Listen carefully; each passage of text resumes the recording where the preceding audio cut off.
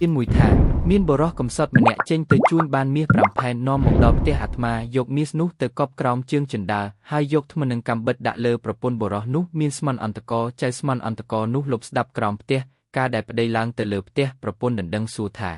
អ្នកមកពីជួញតើបានអ្វីខ្លះប្តីនោះប្រាប់ប្រពន្ធថាអញបានមាស5ផែនប្រពន្ធដណ្ដឹងថាឌូមាសទុកឯណាប្តីប្រាប់ថាអញកប់នៅជើងចិន្តាហើយយកធ្នូនឹងកាំបិតសង្កត់លើក្អែអាស្មន់អន្តកមេនោះវាហើយវាទៅកាយយកមាសនៅក្រោមជើងចិន្តានោះបាត់ទៅលុះព្រឹកឡើងបរោះនោះទៅមើលកំណប់មាសនោះឃើញបាត់ហើយបរោះនោះថាពួកអញឲ្យអញកប់មាសនេះយប់ពុនវេលាណាស់ហើយឥតអ្នកឯណាដឹងផងទេមានតែធ្មិននឹងកាំបិតនេះឯងឥឡូវនេះមាសអញបាត់អញមិនថានរណាទេអញថាធ្មិននឹងកាំបិតនេះវាលួចមាសអញបើដូច្នេះអញមិនអត់ឡើយទើបបរោះនោះនាំទៅប្តឹងចែកក្រមកាត់សេចក្តីនោះពុំបានក៏បរោះនាំសេចក្តីនោះទៅគាល់ព្រះមហាក្សត្រក្រាបបង្គំទូលដោយដំណើរថាខ្ញុំព្រះបាទអម្ចាស់កប់មាស5ផែននៅក្រោមជើងចិន្តាឥតមាននរណាដឹងទេមានតែធ្មិននឹងកាំបិតនេះឯងនៅក្នុងទីនោះឥឡូវនេះមាសនោះបាត់ខ្ញុំព្រះបាទអម្ចាស់មិនថានរណាឡើយថាធ្មិននឹងកាំបិតនេះឯងលួចមាសនោះទើបខ្ញុំព្រះបាទអម្ចាស់នាំធ្មិននឹងកាំបិតនេះមក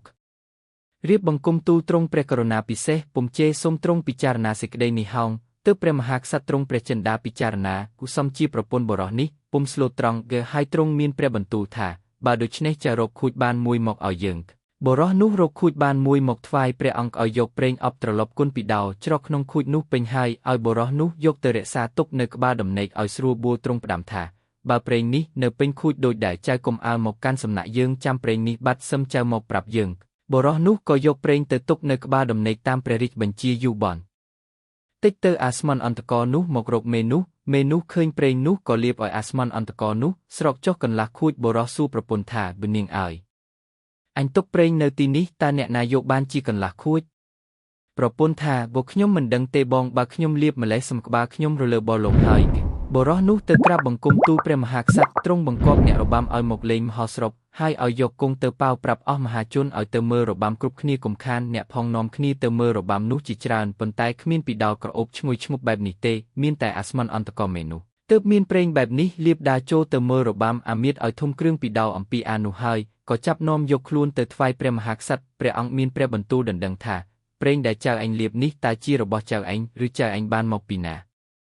ចៅនោះនៅស្ងៀមឥតមានចម្លើយអ្វីនឹងក្រាបទូលព្រះមហាក្សត្រឡើយទើបព្រះអង្គមានព្រះបន្ទូលថាអូចៅអើយម្ដេចមិនឆ្លើយចៅចង់ឆ្លើយថាម្ដេចក៏ចូលឆ្លើយមកចុះគិរីចៅនោះហេតុតែជាចោលនឹងលាក់ពុំបានក៏ឆ្លើយដោយពិតថាគុកខ្ញុំព្រះបាទអម្ចាស់បានប្រេងពីផ្ទះចៅនេះឯងព្រះមហាក្សត្រទ្រង់ដណ្ដឹងថាបើចៅបានអំពីផ្ទះចៅនេះតើនរណាឲ្យចៅឬចៅយកខ្លួនឯងចៅនោះក្រាបទូលថាបើប្រពន្ធចៅនេះឲ្យទើបព្រះអង្គឲ្យទៅហៅប្រពន្ធចៅនោះមកដណ្ដឹងសួរប្រពន្ធឆ្លើយក្រាបទូលថាប្រេងនេះខ្ញុំម្ចាស់ពុំបានឲ្យទេចៅនេះយកលាបខ្លួនឯងព្រះអង្គមានព្រះបន្ទូលថាចៅនេះលួចមាសហើយលួចទាំងប្រពន្ធចៅឯងផងឥឡូវវាលួចទាំងប្រេងចៅឯងទៀតត្បិតចៅមកពីជួញនោះកប់មាសនៅជើងចិន្តាហើយនិយាយប្រាប់ប្រពន្ធអានេះវាពាក្យចៅឯងនិយាយហើយវាទៅកាយយកមាសចៅឯងទៅហើយព្រះអង្គបង្គាប់អាស្មន់អន្តកថាបើដូច្នេះត្រូវចៅឯងទៅយកមាសមកឲ្យគេវិញទើបអានោះទៅយកមាសមកឲ្យបរោះជាម្ចាស់ព្រះមហាក្សត្រទ្រង់កាត់ឲ្យបរោះនោះឈ្នះហើយទ្រង់បង្គាប់ឲ្យលក់អាចោលប្រុសនិងមេស្រីនោះដាច់សរលហោង